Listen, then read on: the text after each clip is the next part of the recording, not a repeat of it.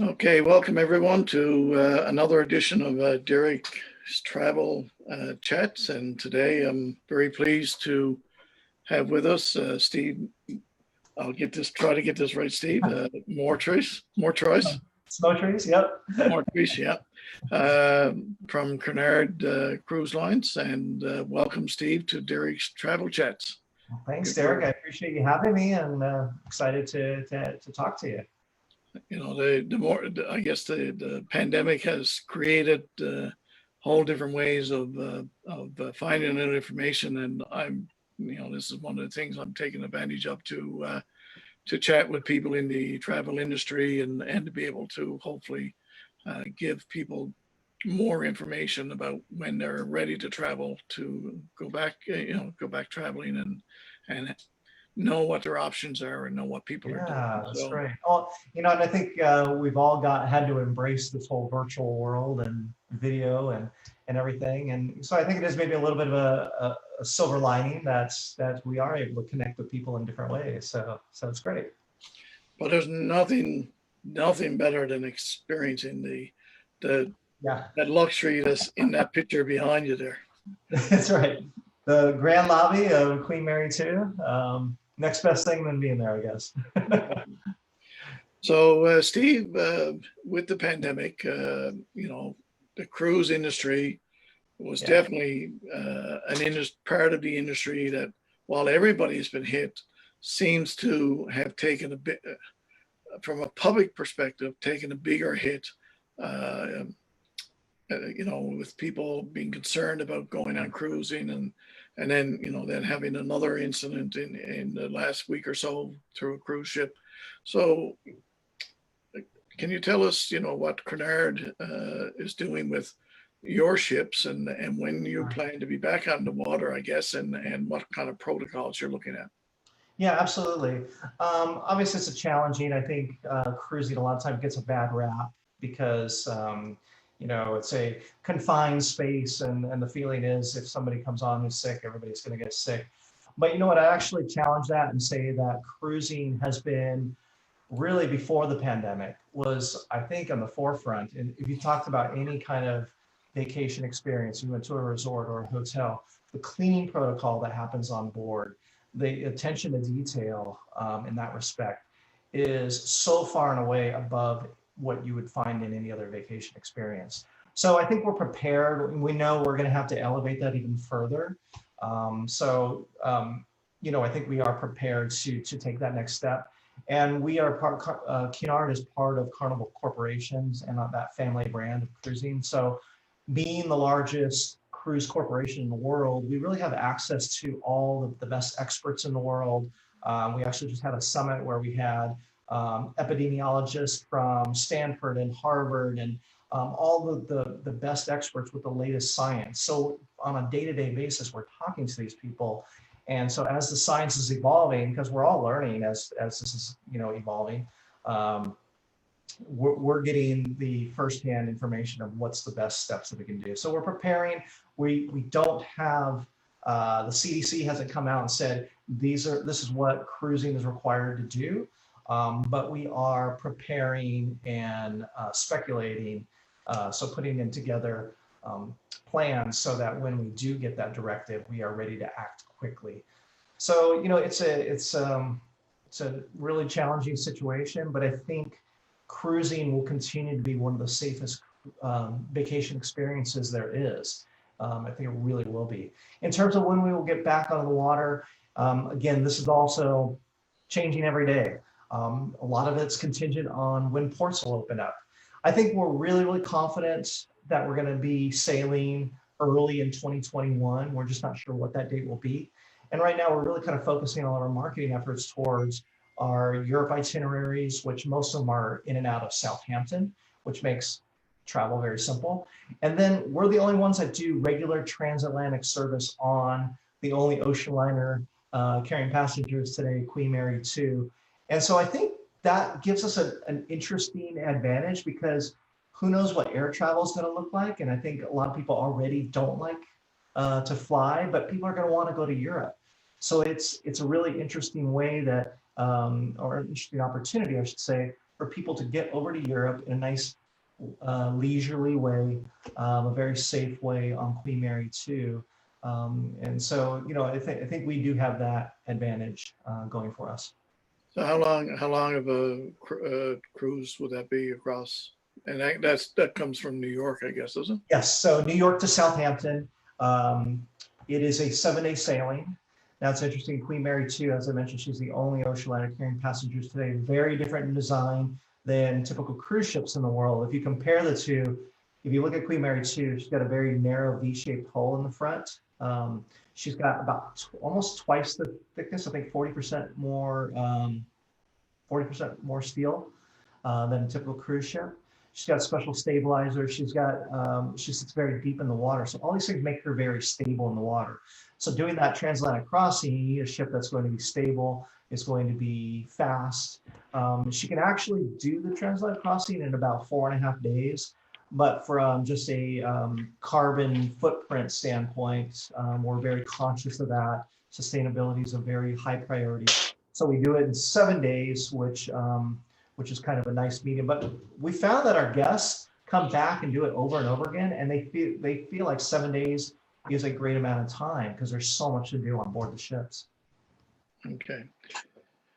And again, like other companies and other types of parts of the travel industry, I'm sure Cunard has future travel credits out there with a whole bunch of people. Yes. So what are you doing besides the future travel credits? What other things are Cunard looking at as far as to be able to bring people back to your industry? Yeah, we really wanted to, when this all happened, obviously we're all hurting a little bit.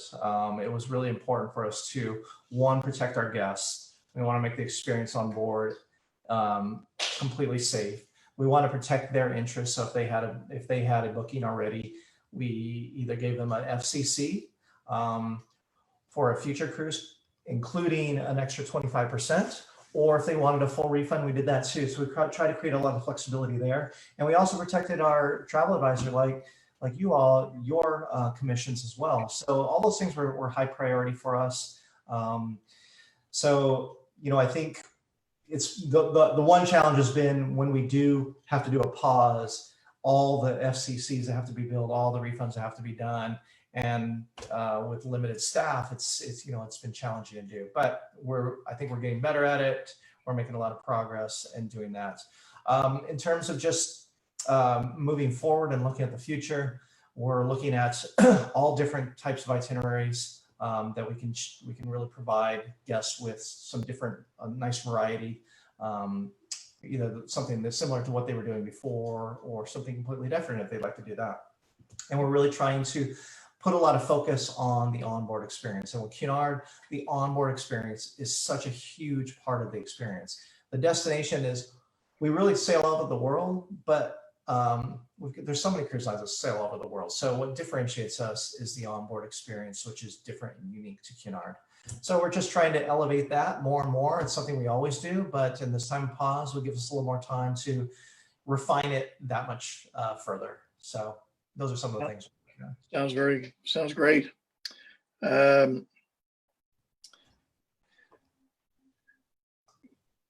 guess Cunard is the oldest cruising company. Is that right? Yeah, we're celebrating 180 years this year. 180 years. So you want to give us just a little bit, our viewers, a little bit of, where Cunard came from and some of your ships today and what are some of the amenities that they can expect when you're on board. I know one thing I found very interesting when I was able to have a tour. I was in Halifax a few years ago, and you were talking about the stability of the Queen Mary 2, and just the fact that you're able to play billiards while the boat rocks and the billiard table stays still. I mean, that was amazing, right? Right. Yeah, and that's getting back to the design of Queen Mary 2. Back in kind of the golden age of ocean liners, was really kind of from the 1920s to the 1960s. That's how all ships were made, because that's how people travel between the Americas and Europe. So you needed ships to be very efficient. Obviously, the North Atlantic in certain times of the year can be pretty rough, so you needed ships to be stable as well. So Queen Mary 2, there hadn't been an ocean liner built in, wow, I think since Queen Elizabeth II in 1969. So it was quite an undertaking to put together, to build a modern ocean liner. And so it's really a stunning ship because of that engineering feat that was in putting her together. So the story, and you mentioned the billiards, my story is my very first transatlantic crossing. I went in late December, and we had 18 to 20 foot swells for the first 5 days. And that sounds pretty daunting in any condition, but I'll never forget being at dinner in our Britannia dining room, which is very low on the ship, kind of back of the ship. And we've got kind of floor to ceiling windows, and you're looking out the window and waves are crashing. It looks like you're basically like the ship's underwater. But my wine glass sitting on the table, you're feeling the up and down, but you're not getting the side to side, just nice and gentle up and down. And it's really, and being in the industry a long time, I've been in the industry about 20 years. I've been in a lot of different cruise experiences, been in some tough weather. I've never seen anything like that. So it's a spectacular ship in that respect. And you know, and it's a great example of this history that Cunard has. Some of the most famous ships in the world, if you think about the Mauretania, the original Queen Elizabeth, the original Queen Mary.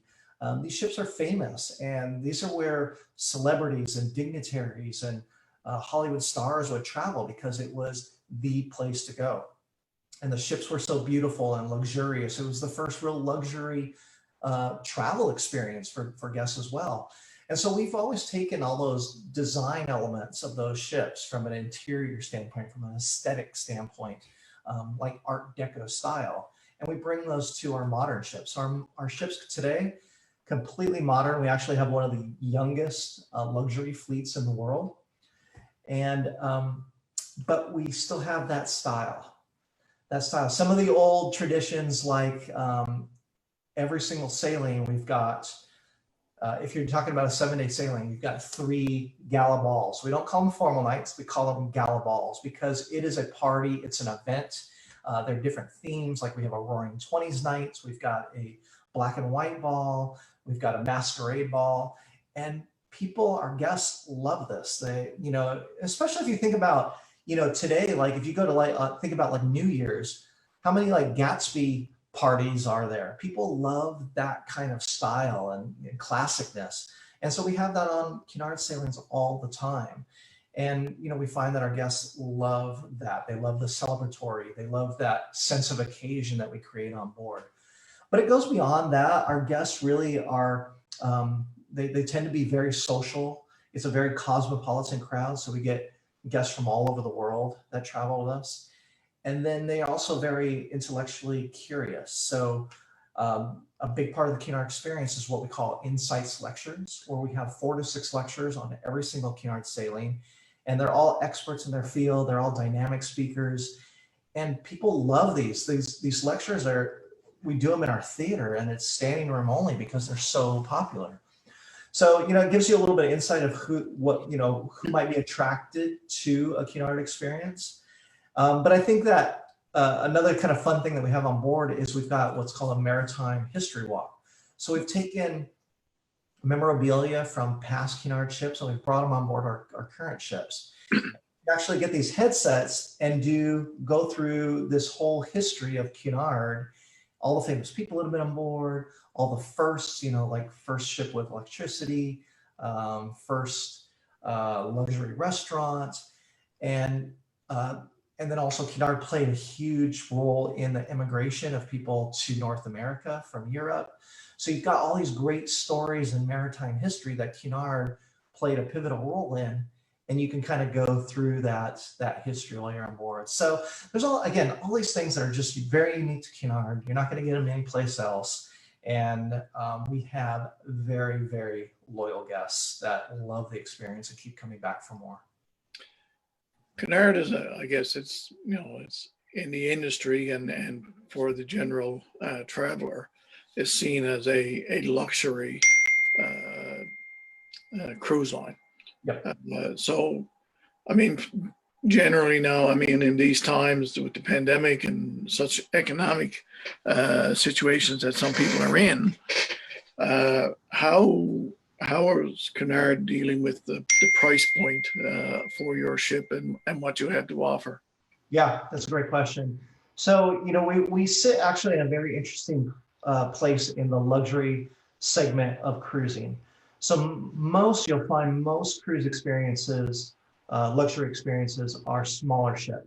So ships probably less than 1,000 guests. So we're different in that respect, in that our ships are about 2,000 guests or more. So Queen Elizabeth and Queen Victoria carry about a little over 2,000, and Queen Mary II a little over 2,700. So the rationale a lot of times is, well, luxury guests want smaller, more intimate experiences. But what Cunard does there that's different and unique is, even though our ships are larger and a lot of guests, we have actually one of the largest passenger to space ratios. So you never feel crowded. So you can still have intimate experiences. And especially if you're up in our grill suites. Our grill suite is our suite experience. You've got a very intimate dining room. You've got your own lounge. So some very, very intimate and private spaces. But then you also get all the entertainment that only a large ship can provide. So I always think you can kind of get a little bit of the best of both worlds there. And then what I think is also interesting about Cunard, if you're in the balconies and below, it surprises people a lot of how good the price points are. And you're still going to get a luxury experience if you're in those categories. So I always think like people who maybe have luxury taste can't maybe always afford a full luxury experience. People maybe who are, they're kind of getting to the point where they can afford luxury a little bit more. Cunard's a really great option there because the price points are actually very reasonable. They sometimes line up more with, say, some of the upper premium brands. So you can still get that luxury experience though at a very affordable price. And so, now obviously I think there is going to be a little bit of pressure given things that are going on. But at the same time, I think next year we're probably going to have some social distancing on board. So we're probably going to have to stay a little smaller capacity than we typically do. So, so that being the case, that means less beds to sell. It may put a little less pressure on price points, but I do imagine we're going to see a little bit of pressure there to a certain extent. And what's your staff to passenger ratio? I don't know it off the top of my head, but we are in one of the top 3 in the industry. Okay. And I guess the other part, just when it comes to your passengers and your clientele, I mean, again, at that luxury level, many of your passengers or people, the perception is that they are in the older age bracket. They may be, 60 and above. Yeah. How do you see COVID and being in those, those age categories impacting? Do you think that's going to have an impact on Cunard itself? Well, bookings right now for 2021 makes me feel optimistic because, and it's mostly our past guests. But as you mentioned, we do skew a little bit older, so our average age is 62. And so, you guess especially if you've got a lot of guests that are over 70, then they fall into that, potentially into that higher risk category. So, we're not really sure what the protocol is going to be. There may be requirements, things like a doctor's note for, certain ages or certain medical conditions. Again, I'm speculating a little bit. These are just some of the things that are being talked about as possibilities. Okay. But I think, there will be an element of social distancing, especially until we've got a vaccine that's proven to be being very, very effective. Yeah. So, I think, again, having that large passenger space ratio, that's going to help tremendously already. But then there'll probably be some element of staggering how many guests can be in each venue at certain times, doing things like that. Maybe if you're talking about the theater, we're seeing this in other parts of our society now. If you're talking about a theater, do you know, have, you know, 2 seats that are empty in between other guests, and, you know, and because of that, maybe we do more performances. So there's a lot of different ways you can look at it of how things can be done. Again, having so much space rather than a smaller ship experience, I think it gives us more flexibility in that respect, that we can create more social distancing. We've got more potential for that. We've got so many different venues, so there's a lot for people to do, and to be able to spread our guests out in different ways. So again, we're on a daily basis consulting experts. We are looking at different possibilities of how we can manage it. But the one thing I am extremely confident in is that we are going to create a very safe experience on board that's not going to compromise the traditional Cunard experience on board.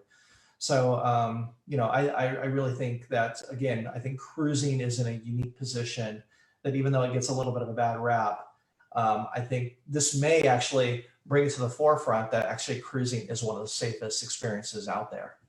I agree. Yeah. Yeah. One of the last points now would be all cruise lines do shore excursions and so on. And again, that's another aspect of that protocol. You know, would the people be going in smaller numbers? Would there be less shore excursions? So those are, you know, some of the questions that people will have as well. And how do you social distance when you're going to put 28 or 30 people out aboard a coach to go somewhere to see something? Any thoughts on that particular aspect of it, Steve? Yeah, I have not heard any word of us reducing the number of excursions that we would offer. You know, obviously a lot of it is contingent on our tour operators in various, you know, cities around the world. We've got so many great ones that we work with. We also have what we call bespoke experiences, which if a guest wants to do a certain experience and they want a very intimate, tailor-made experience, we can put that together for them. And that's, you know, and that's a private experience. So there might be a lot more appetite from guests to doing things like that and having us tailor something just for them. But I think then you're going to see, you know, buses that are not at full capacity, smaller groups, which, you know, for a guest who's traveling, that may be more advantageous. Sure. I was just in Zion National Park in Utah last week, actually, and they are open. But, you know, I was interested to see how are they going to be doing it, because you have to get on shuttles to get to certain places. And they really just limited the number of tickets they sold. The buses ran maybe more often than they typically would. They had all windows open. You could only sit, you know, you couldn't have anybody. They kept 2 rows, I think, vacant in between. Okay. So they really staggered it out. So, you know, you can kind of see this happening, obviously, I think, throughout the industry of everybody working together, sharing information. And I think, you know, obviously, like Zion, there's certain cruise experiences or certain vacation experiences that are happening now. And we're going to be constantly getting feedback and learnings from that. And, you know, and I think that's where we're not really rushed to get back into the water. We want to as soon as possible. But I think we want to have the best information. We want to have the most information so that we can create experience again that's completely safe for our guests and doesn't compromise their vacation, because we want their holiday to be amazing, because, you know, obviously it's so important to people. People save money all year to do these kind of things. And so it's important for us to make sure that we deliver the best experience. And that's more important than getting back into the water as soon as possible. Just a question that came in from a colleague with regard to packaging air and the cruise together. What kind of work do you do in that area? Yeah, again, we have a great advantage of being part of Carnival Corporation. We have some of the best air contracts in the world. We're the largest leisure purchaser of air in the world. So that gives us some unique buying power. We negotiate those contracts we're not in the money, or we're not in the business to make money on air necessarily. We take a very, very small margin. It's more to create that value proposition for the guests. So, so there are some great packaging out there.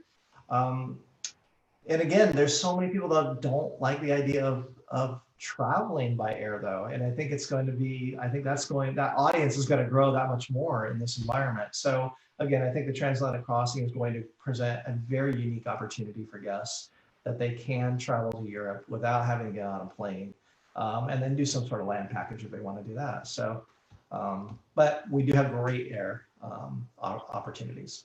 Well, well, in order for us here in Newfoundland to even go to New York, we do have to get on the plane. So maybe we can convince Cunard to do a boarding in St. John's for us. You stop in Halifax once in a while, and so you can do the crossing from there. But well, they actually used to.